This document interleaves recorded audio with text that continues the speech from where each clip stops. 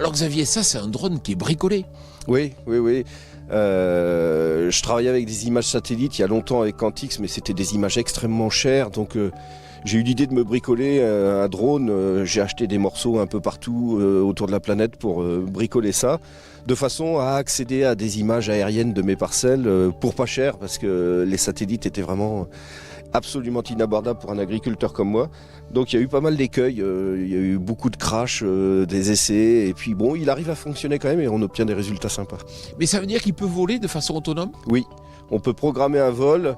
Bon là, tous les dégâts sont liés aux tests différents que j'ai fait, mais on peut programmer un vol et puis reprendre la main que pour l'atterrissage dans cette version-là, vraiment pas cher du tout.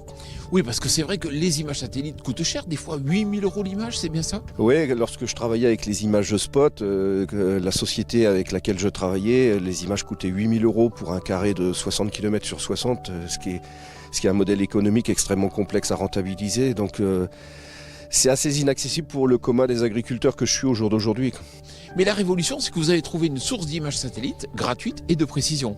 Effectivement, les Américains le font depuis longtemps, mais c'était de l'image satellite avec des pixels assez gros, donc une résolution pas extraordinaire pour faire de la variabilité intraparcellaire.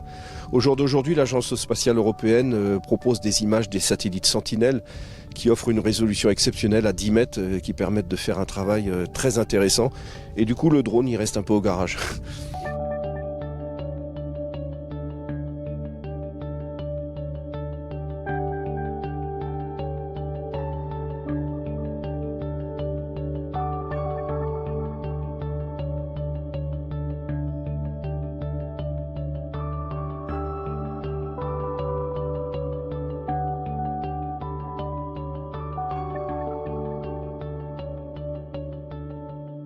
Mais Xavier, qu'est-ce qui s'est passé ici dans cette parcelle?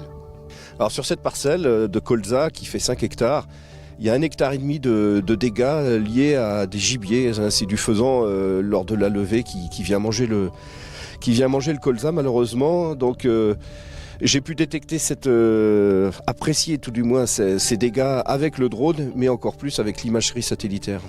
Et ce qui est intéressant, c'est qu'on le voit très bien sur l'image. Oui, effectivement, on voit clairement la zone. Je peux la mesurer depuis mon bureau, en fait, sans avoir à me déplacer dans la parcelle.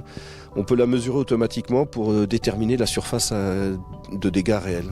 Le seul inconvénient, c'est que c'est des fichiers qui sont assez lourds. Oui, c'est très lourd. Au niveau informatique et mathématique, c'est des traitements assez lourds. Parce qu'une image fait 120 millions de pixels, il y a 13 bandes, et puis à chaque image qui s'accumule, ça multiplie le nombre de pixels et le volume de mémoire nécessaire pour travailler ces images. Ouais.